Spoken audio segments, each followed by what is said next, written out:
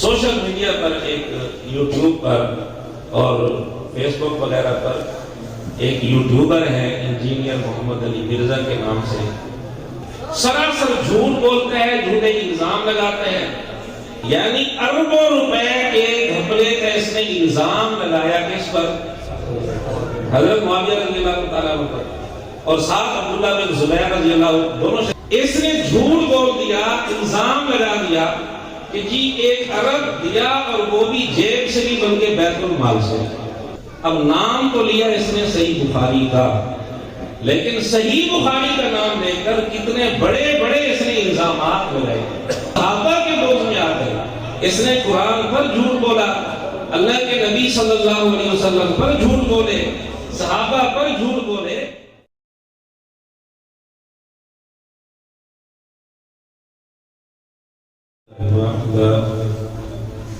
والصلاة والسلام على من لا نبي بعده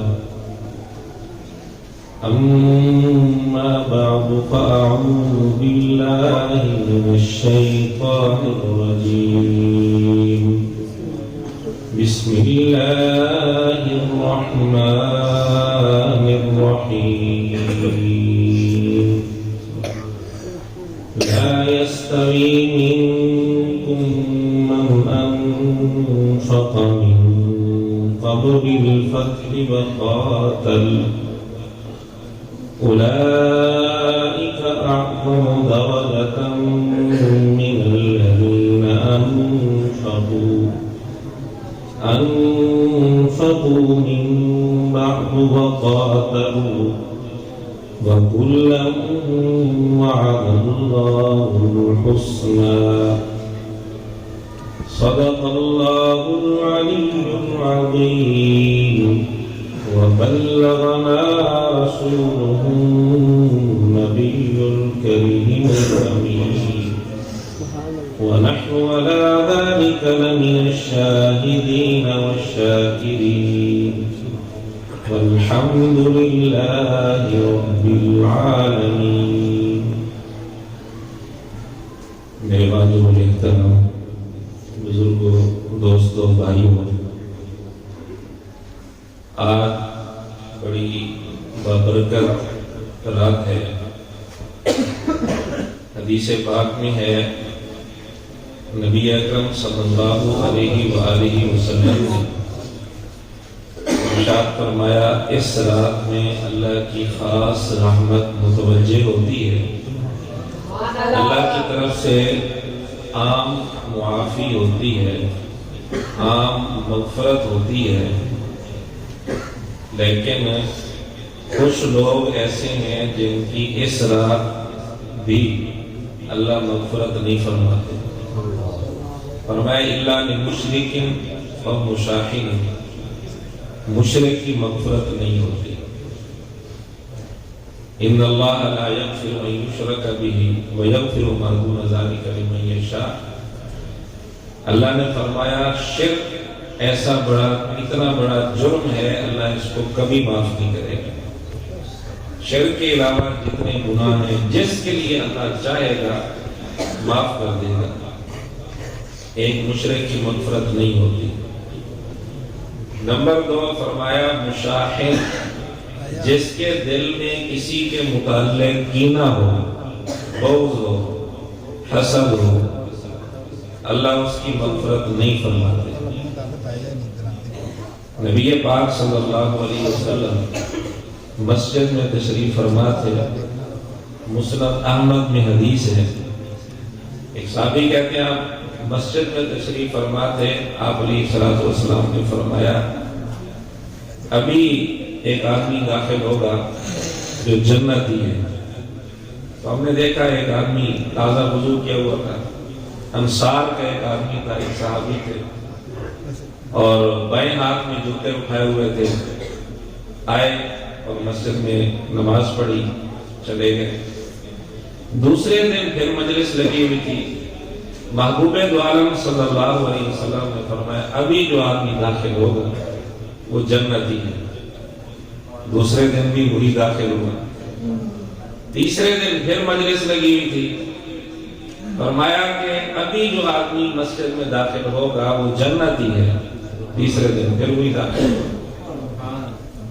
عبداللہ بن عمر رضی اللہ تعالیٰ عنہ فرماتے ہیں میں بڑا تجسس میں پڑ گیا کہ یہ کوئی معمولی فضیلت نہیں ہے۔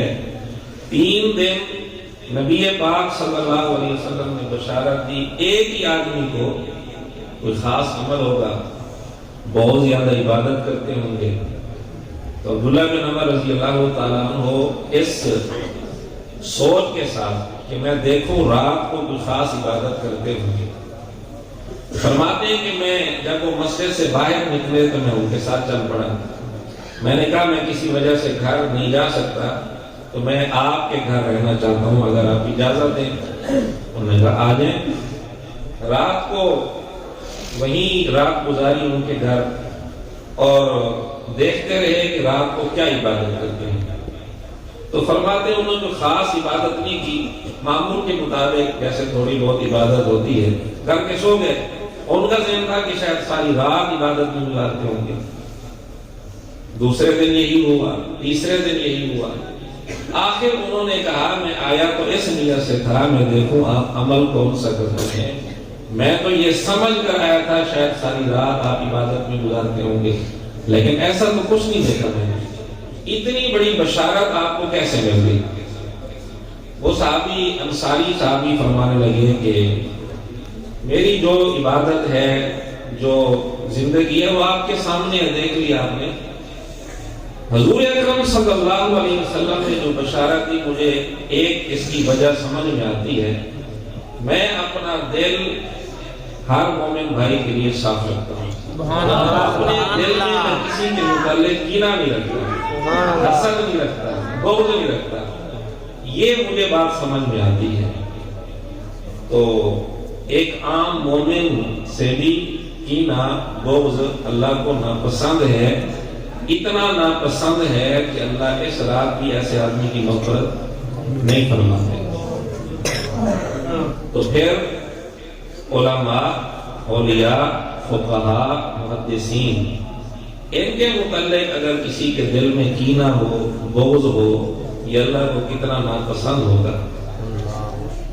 ایک عالم گزرے ہیں مولانا ابراہیم میر سیاہ کوٹی صاحب، یہ اہل حدیث جماعت کے امیر تھے، اور یہ خود اپنا واقعہ اپنی کتاب میں لکھتے ہیں۔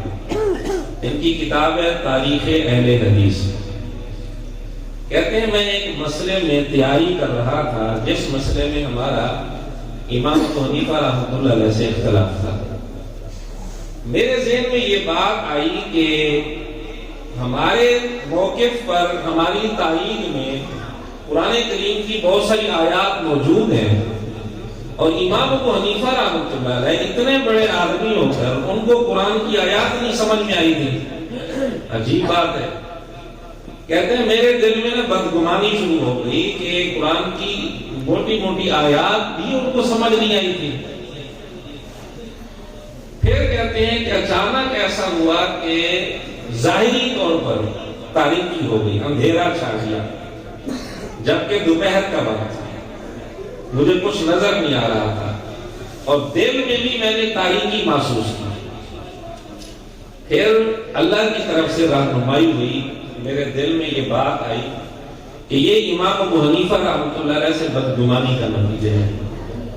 اختلاف اپنی جگہ، لیکن اس حد تک بدگمانی کہ ان کو قرآن ہی سمجھ نہیں آیا تھا، انہیں حدیثیں ہی سمجھ نہیں آئی تھی، یہ تو بدگمانی ہے۔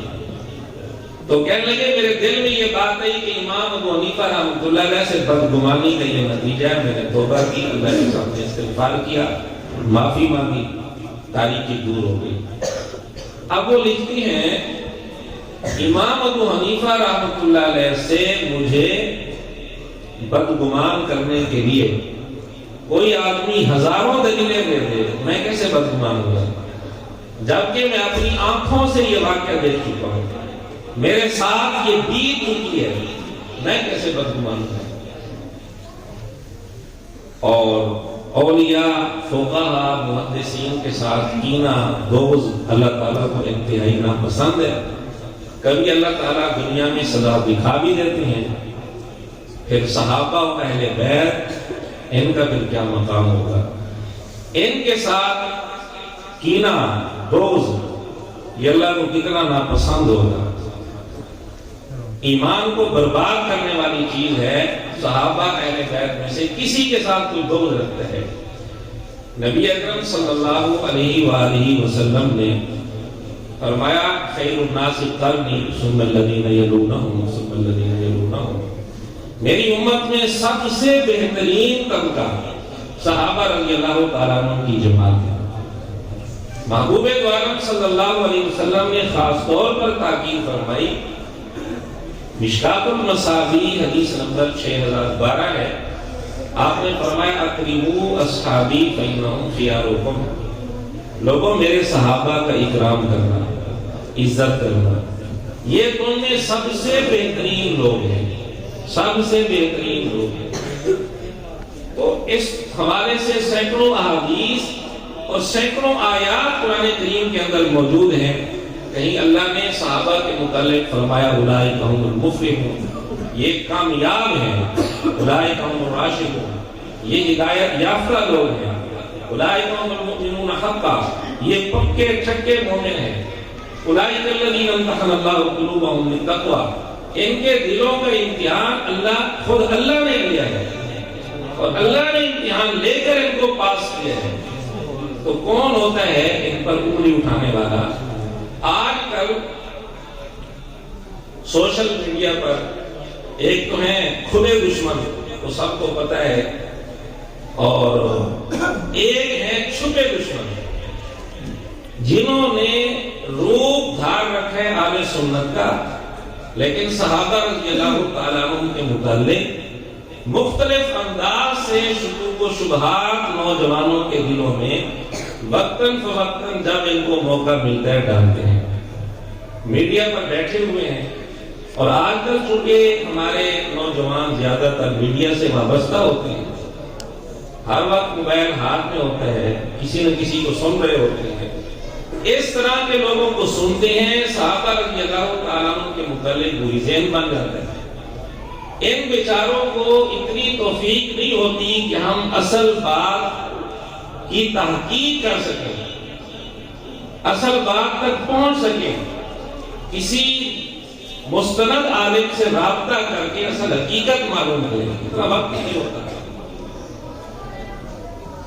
ایک دفعہ رمضان کا چاند لوگ دیکھ رہے تھے، عورتیں بھی دیکھ رہی تھیں، تو ایک عورت جلدی جلدی آئی اور چاند دیکھنے لگ گئی، چاند نظر آ گیا، تو کہتی ہے کہ چاند تو نظر آ گیا ہے لیکن اس چاند سے بو آ رہی ہے،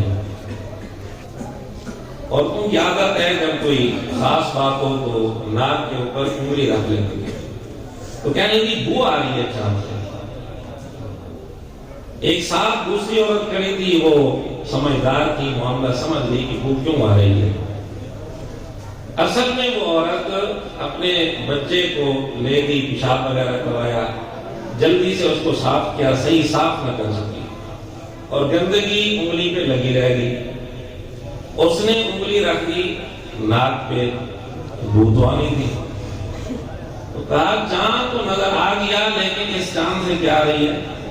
بو آ رہی ہے۔ دوسری عورت نے انگلی ہٹا دی، پھر پوچھا کہ اب بو آ رہی ہے؟ کہنے لگی نہیں اب تو بو نہیں آ رہی۔ تو اس نے کہا کہ بو تیری انگلی سے آ رہی ہے، چاند سے نہیں آ رہی۔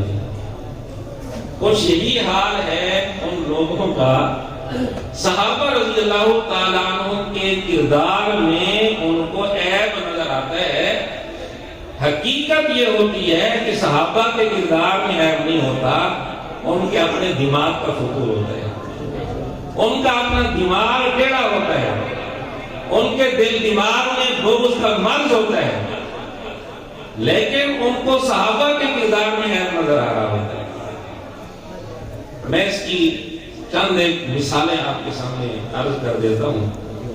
سوشل میڈیا پر ایک یوٹیوب پر اور فیس بک وغیرہ پر ایک یوٹیوبر ہے انجینئر محمد علی مرزا کے نام سے، کئی نوجوان اس کو سنتے بھی ہیں۔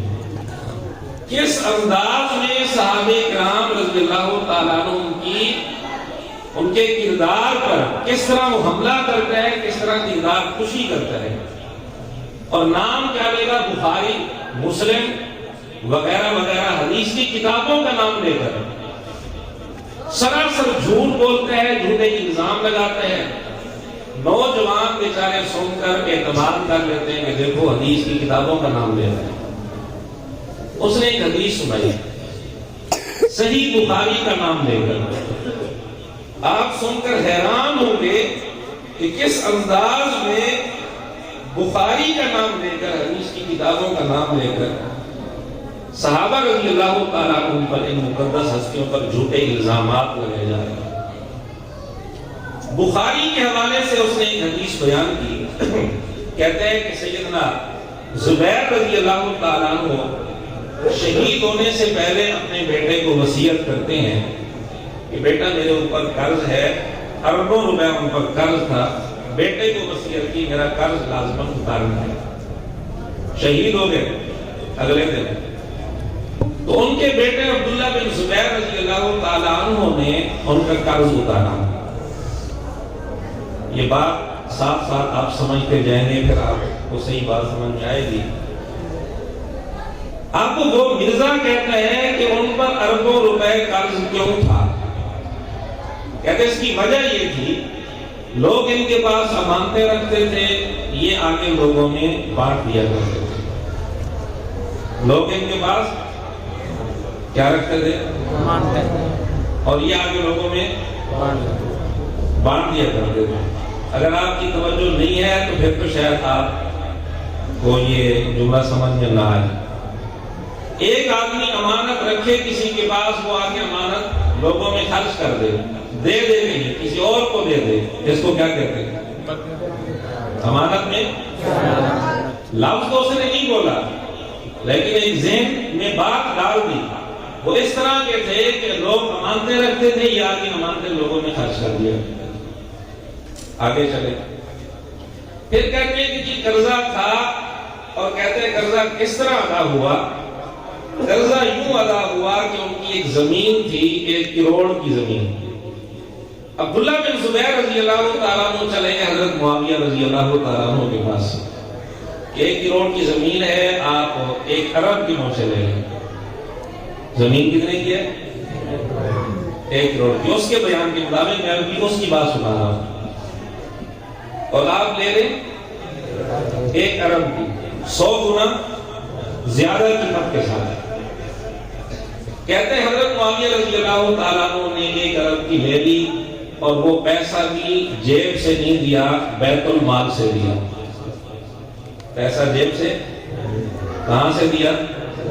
اس کو کیا کہتے ہیں؟ گھپلا۔ بیت المال کے اندر خود کی جائے، یعنی اربوں روپے کے گھپلے کا اس نے الزام لگایا کس پر؟ حضرت معاویہ رضی اللہ تعالیٰ عنہ پر، اور ساتھ عبداللہ بن زبیر رضی اللہ، دونوں شریک ہو گئے نا، نعوذ باللہ۔ اب دیکھیں اصل حدیث کیا ہے۔ صحیح بخاری کے اندر حدیث ہے 3129 نمبر۔ امام بخاری رحمۃ اللہ علیہ نے اس حدیث پر عنوان قائم کیا، باب برکت الغازی فی مالہ حیا و میتا۔ اللہ غازی اور مجاہد کے مال میں اس کی زندگی میں بھی برکت رکھ دیتے ہیں، اس کی وفات کے بعد بھی برکت رکھ دیتے ہیں۔ امام بخاری رحمۃ اللہ علیہ اس حدیث سے کیا سمجھ رہے ہیں کہ ان کے مال میں کیا آ گئی تھی؟ برکت۔ اس نے اسی حدیث کو بیان کرتے ہوئے کیا رنگ دیا کہ ان کے مال میں کیا ہوا تھا؟ غفلہ۔ یہی مطلب ہے نا۔ امام بخاری فرماتے ہیں کہ برکت رکھ دی گئی تھی۔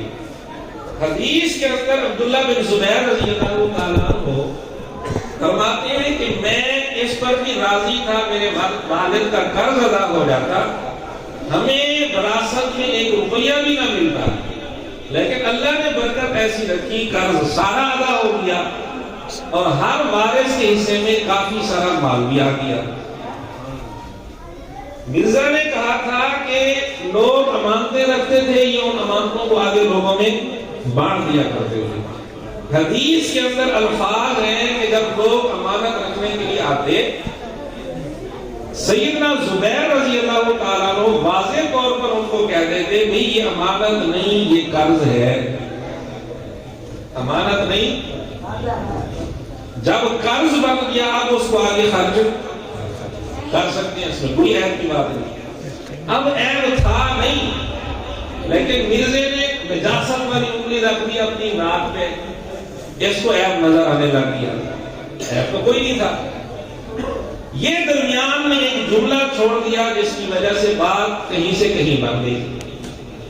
آگے چلیں، حضرت زبیر رضی اللہ تعالیٰ عنہ کی زمین تھی غابہ علاقے میں۔ عبداللہ بن زبیر رضی اللہ تعالیٰ عنہ نے اس زمین کے 16 حصے بنا دیے تھے۔ کتنے حصے؟ کتنے حصے؟ 16 حصے۔ ہر حصے کی قیمت مقرر کر دی 1 لاکھ، اور اس کو فروخت کرنا شروع کر دیا تاکہ اپنے والد کا قرضہ ادا کر سکے۔ جن لوگوں نے قرض لینا تھا انہوں نے قرض کے بدلے بعض صحابہ نے زمین لے لی،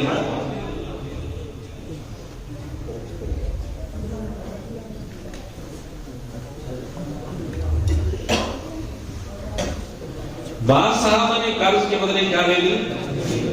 زمین۔ مثلا عبداللہ بن جعفر رضی اللہ تعالیٰ عنہ سیدنا علی رضی اللہ تعالیٰ عنہ کے بھتیجے ہیں، جعفر طیار رضی اللہ تعالیٰ عنہ کے بیٹے ہیں۔ انہوں نے 4 لاکھ قرض لینا تھا سیدنا زبیر رضی اللہ تعالیٰ عنہ سے۔ کتنا؟ 4 لاکھ کے بدلے انہوں نے زمین لے لی۔ کتنے حصے آئے گی؟ 4 حصے۔ ہر حصے کی قیمت کتنی تھی؟ 1 لاکھ۔ اسی طرح فروخت کرتے گئے، 11.5 حصے فروخت ہو گئے، باقی کتنے بچ گئے؟ 4.5۔ پھر یہ گئے ہیں حضرت معاویہ رضی اللہ تعالیٰ عنہ کے پاس۔ حضرت معاویہ رضی اللہ تعالیٰ عنہ نے صورتحال پوچھی، کیونکہ ان کو پتا تھا یہ قرض کی وجہ سے پریشان ہے والد کا قرض اتارنے کے لیے، تو پوچھا کتنے حصے بچ گئے؟ انہوں نے کہا 4.5 حصے بچ گئے ہیں۔ حضرت معاویہ رضی اللہ تعالیٰ عنہ کے ساتھ ہی 3 حضرات اور بیٹھے تھے، ان میں سے ہر ایک نے کہا 1 حصہ میں لے لیتا ہوں۔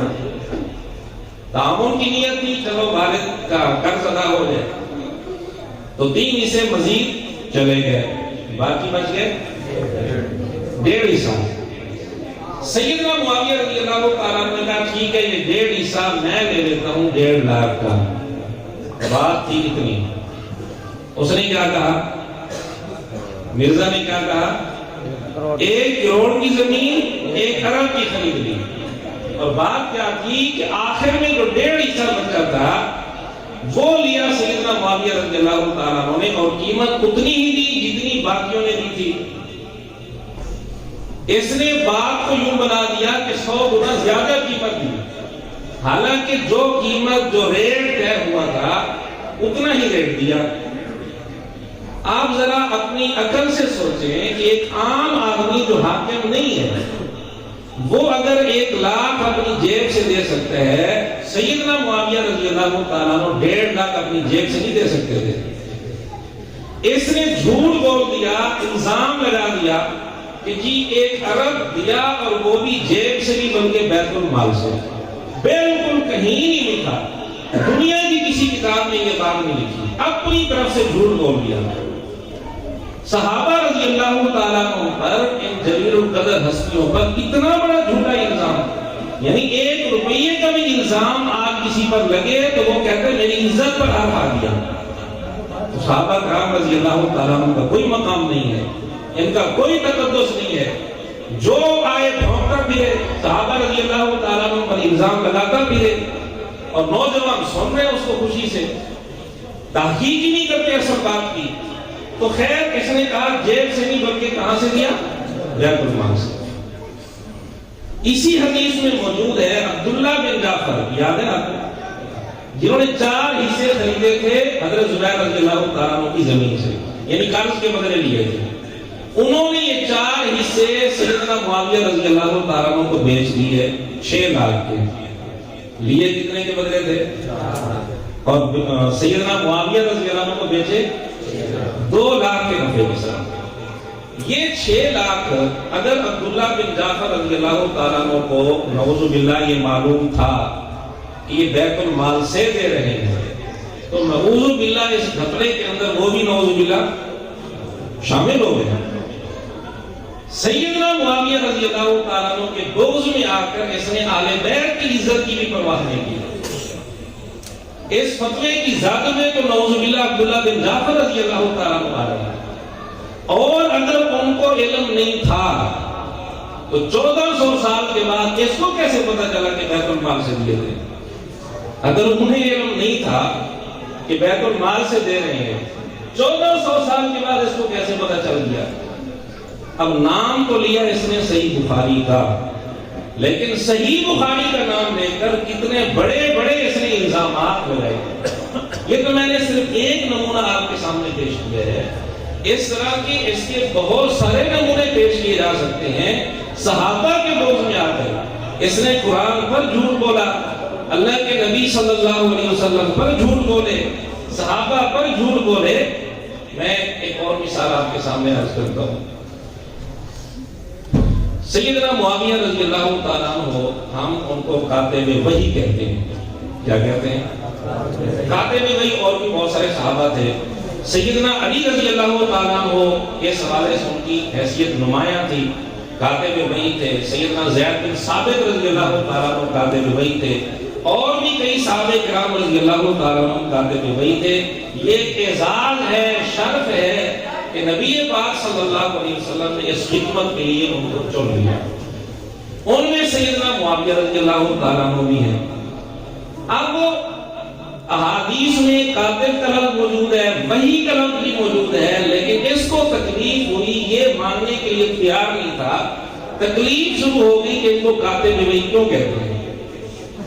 اس نے اپنی ایک ویڈیو میں بیان دیتے ہوئے یہ بات کی کہ جی ان کو کہتے ہیں کاتب وحی. کاتب وحی کون سی وحی لکھی ہوئی؟ کہتے ہیں 99.99% قرآن فتح مکہ سے پہلے نازل ہو چکا تھا. کتنا 99.99% قرآن فتح مکہ سے پہلے نازل ہو چکا تھا. تو بعد میں کون سا قرآن نازل ہوا جو انہوں نے لکھا ہوا؟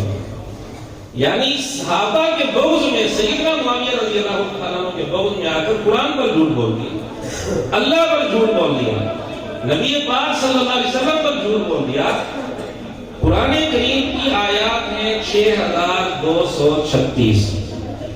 آپ ان میں نفی کریں 99.99 کی ایک آیت بھی نہیں بچتی. تو اس کے کہنے کا مقصد یہ ہے، اس کی بات کا نتیجہ یہ نکلا کہ فتح مکہ کے بعد نعوذ باللہ ایک آیت بھی نازل نہیں ہوئی. حالانکہ پوری سورہ توبہ فتح مکہ کے 1 سال بعد نازل ہوئی. اور بھی بہت ساری آیات قرآن کریم کی فتح مکہ کے بعد نازل ہوئی. جھوٹ کیوں بولا اس نے؟ تاکہ سیدنا معاویہ رضی اللہ تعالیٰ عنہ کو کاتب وحی نہ ماننا پڑے. پھر کہتے ہیں کہ جی وہ نبی پاک صلی اللہ علیہ وسلم خطوط بھی لکھواتے تھے تو یہ ان سے خطوط لکھواتے تھے. اچھا تو نے کسی کتاب کے اندر یہ بات پڑھی ہے؟ اگر یہ بات نہیں لکھی، قرآن کا لفظ نہیں ہے، تو کیا یہ لفظ لکھا ہوا ہے کہ ہم لوگ خطوط ہی لکھواتے تھے، قرآن بھی لکھواتے تھے؟ کیونکہ دل مان نہیں رہا کہ کیسے ان کو کاتب قرآن مانے، کیسے کاتب وحی مانے. یہ خطوط بھی لکھواتے تھے. میں نے کہا خطوط نبی پاک صلی اللہ علیہ وسلم جو لکھواتے تھے، نبی پاک صلی اللہ علیہ وسلم کی زبان مبارک سے جو الفاظ نکلے وہ کیا ہوتے ہیں؟ وہی نہیں ہوتے ہیں. اگر خطوط ہی لکھوائے ہوئے تو خطوط جو لکھوائے تھے آقا علیہ السلام نے بول کر لکھوائے تھے. نبی پاک صلی اللہ علیہ وسلم کی زبان مبارک سے جو جملے نکلے وہ کیا ہوتے ہیں؟ وہ وہی ہوتے ہیں. تو کاتب وحی پھر بھی بات ہے. اس لیے ان کے دلوں میں چونکہ بغض ہے، اس بغض کی وجہ سے ان کو برداشت نہیں ہوتی. صحابہ رضی اللہ تعالیٰ عنہ کی فضیلت صحیح بخاری کے اندر بھی آ گئے، پھر بھی ان کو برداشت نہیں ہوتی. صحیح بخاری کے اندر حدیث ہے 2799 نمبر. آقا علیہ السلام ام حرام رضی اللہ تعالیٰ عنہ کے گھر آرام فرماتے، تھوڑی دیر کے بعد بیدار ہوئے، بہت خوش تھے. ام حرام رضی اللہ تعالیٰ عنہ نے عرض کیا یا رسول اللہ آپ خوش ہیں، خیر ہے؟ آپ نے فرمایا میں نے خواب میں دیکھا میری امت کے کچھ لوگ مجھ پر پیش کیے گئے جو سمندر میں سوار ہو کر جہاد کے لیے جا رہے ہیں، سمندر میں سوار ہو کر جہاد کے لیے جا رہے ہیں، اور ایسے بیٹھے ہیں جیسے بادشاہ تختوں پر بیٹھے ہیں۔ نبی پاک صلی اللہ علیہ وسلم کو یہ کیفیت دکھائی گئی جس کیفیت پر حضور کیا ہے؟ خوشی کے آثار چہرے مبارک پر نظر آ رہے ہیں۔ ام حرام رضی اللہ تعالیٰ عنہ نے عرض کیا یا رسول اللہ آپ دعا کر دیں اللہ مجھے ان میں شامل کر دے۔ آپ نے اس وقت دعا کی یا اللہ ام حرام کو بھی ان میں شامل کر دے۔ پھر آپ آرام فرما ہو گئے، تھوڑی دیر کے بعد آپ پھر بیدار ہوئے، پھر خوشی کے آثار چہرہ مبارک پر۔ ام حرام رضی اللہ تعالیٰ عنہ نے پھر پوچھا خوشی کی وجہ، آپ نے فرمایا پھر مجھے کچھ لوگ دکھائے گئے ہیں جو سمندر میں سوار ہو کر جہاد کے لیے جا رہے ہیں۔ ام حرام رضی اللہ تعالیٰ عنہ نے عرض کیا یا رسول اللہ آپ دعا کریں یا اللہ تعالیٰ ان میں بھی مجھے شامل کر دے۔ حضور نے فرمایا نہیں، تو پہلے لشکر میں شامل ہوگی، اس لشکر میں تو شامل نہیں ہوگی۔ آپ علیہ السلام نے پیشین گوئی فرما دی۔ اسی حدیث میں موجود ہے کہ پھر سیدنا معاویہ رضی اللہ تعالیٰ عنہ کی قیادت میں وہ لشکر سمندری جہاد کے لیے روانہ ہوا۔ تاریخ اسلام میں سمندری جہاد سب سے پہلے سمندری جہاد کے لیے جو لشکر کیا وہ سیدنا معاویہ رضی اللہ تعالیٰ عنہ کی قیادت میں کیا۔ اور صحیح بخاری حدیث نمبر 2924 محبوب دو عالم صلی اللہ علیہ وسلم نے فرمایا پہلا لشکر جو سمندری جہاد کے لیے جائے گا جنت اس کے لیے واجب ہے۔ یہ لشکر کس کی قیادت میں کیا؟ ان کے لیے جنت واجب نہیں ہوئی، واضح طور پر نبی پاک صلی اللہ علیہ وسلم نے اس لشکر کا وہ نامزد کر کے فرمایا اس لشکر کے لیے جنت واجب ہے۔ پہلے لشکر میں ام حرام رضی اللہ عنہ شریک تھی کیونکہ حضور نے دعا فرمائی تھی۔ اسی سفر کے اندر ام حرام رضی اللہ تعالیٰ عنہ فوت بھی ہو گئی، واپس گھر نہیں پہنچی، سواری سے گری اور فوت ہو گئی۔ دوسرے لشکر میں شریک ہونے کی نوبت آئی ہی نہیں کیونکہ محبوب دو عالم صلی اللہ علیہ وسلم فرما گئے تھے دوسرے لشکر میں تو شامل نہیں ہوگی۔ اب آپ خود بتائیں اس حدیث میں کیا سیدنا معاویہ رضی اللہ تعالیٰ عنہ کی کوئی فضیلت نہیں ہے؟ فضیلت ہے نا۔ اب یہ حدیث بخاری میں ہے، اس کا انکار تو وہ کر نہیں سکتا تھا کیونکہ بخاری اس نے سامنے رکھی ہوتی ہے۔ اب اس کا ذرا لہجہ سنیں، اس کی گفتگو سنیں۔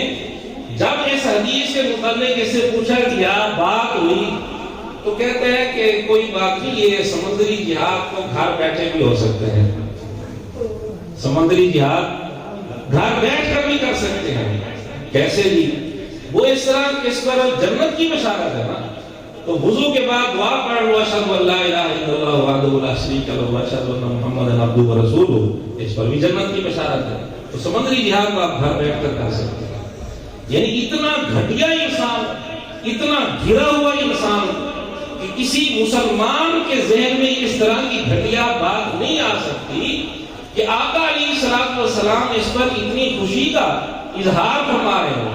ام حرام رضی اللہ تعالیٰ عنہ ایک عورت ہو کر وہ التجا کر رہی ہوں، درخواست کر رہی ہوں کہ یا رسول اللہ دعا کریں اللہ مجھے ان میں شامل کر دے۔ کیا ام حرام رضی اللہ تعالیٰ عنہ کے ذہن میں یہ بات نہیں آ سکتی تھی کہ میں یہ جنت کی بشارت گھر بیٹھ کر کما لوں گی، یہ سمندری جہاد گھر بیٹھ کر کر لوں گی؟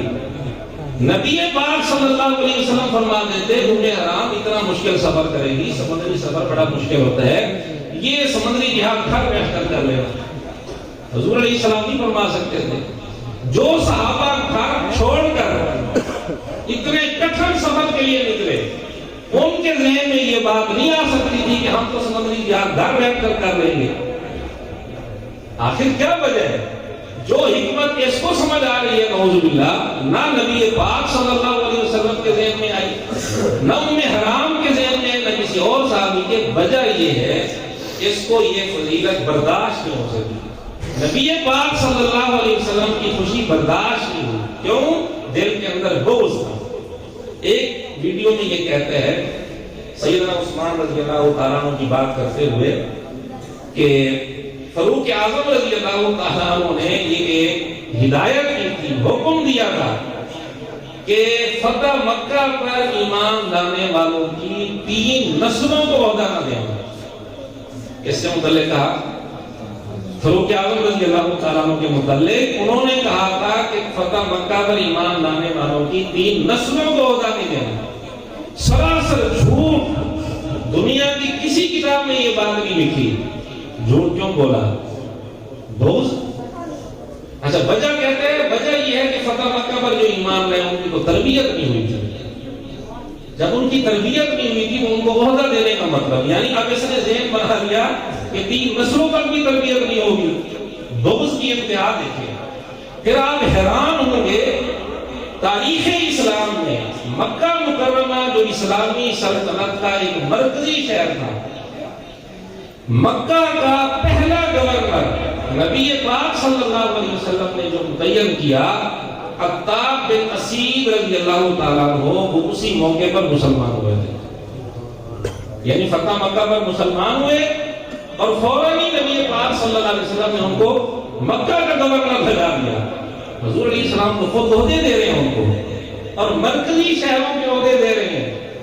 اگر یہ اس موقع پر ہوتا تو اس نے اعتراض کرنا تھا کہ یا رسول اللہ ہم کیا کر رہے ہیں، ان کی تو تربیت نہیں ہوئی۔ یعنی اتنی گھٹیا سوچ کہ نبی پاک صلی اللہ علیہ وسلم کے متعلق اب یہ کیا ذہن بنا رہا ہے۔ فاروق اعظم رضی اللہ تعالیٰ عنہ پر جھوٹ بول دیا۔ سیدنا فاروق اعظم رضی اللہ تعالیٰ عنہ نے ایسی بات بالکل کہیں نہیں ہے۔ ایسے لوگوں کو خود نبی پاک صلی اللہ علیہ وسلم نے عہدے دیے، فاروق اعظم رضی اللہ تعالیٰ عنہ نے عہدے دیے، سیدنا صدیق اکبر رضی اللہ تعالیٰ عنہ نے عہدے دیے۔ فتح مکہ کے بعد جو مسلمان ہوئے وہ یقیناً فتح مکہ سے پہلے والے مسلمانوں کے مقابلے میں وہ افضل نہیں ہے، زیادہ درجہ ان کا ہے جو فتح مکہ سے پہلے مسلمان ہوئے۔ یہ تو قرآن کریم کی آیت ہے جو میں نے آپ کے سامنے پڑھی، لیکن اس کا یہ مطلب تو نہیں ہے کہ فتح مکہ پر جو صحابہ اسلام لائے ان پر جھوٹے الزامات لگائے گئے اور ان کے ساتھ بغض کا اظہار کیا گیا۔ اس لیے تمام صحابہ رضی اللہ تعالیٰ عنہ کا اکرام اور ان کا احترام، ان کی عزت، ان کا تقدس یہ ہمارے ایمان کا حصہ ہے۔ صحابہ کا احترام بھی، اہل بیت کا احترام بھی۔ جو آدمی اہل بیت کے متعلق کوئی بدگوئی کرتے ہیں، ان کے متعلق بدگمانی کرتے ہیں، ان کے ساتھ بغض رکھتے ہیں، وہ بھی مومن نہیں ہے۔ جو صحابہ سے بغض رکھتے ہیں وہ بھی مومن نہیں ہے۔ دعا ہے اللہ رب العزت ہمیں صحابہ اہل بیت دونوں سے سچی محبت نصیب فرمائے۔ وآخر دعوانا الحمدللہ رب العالمین۔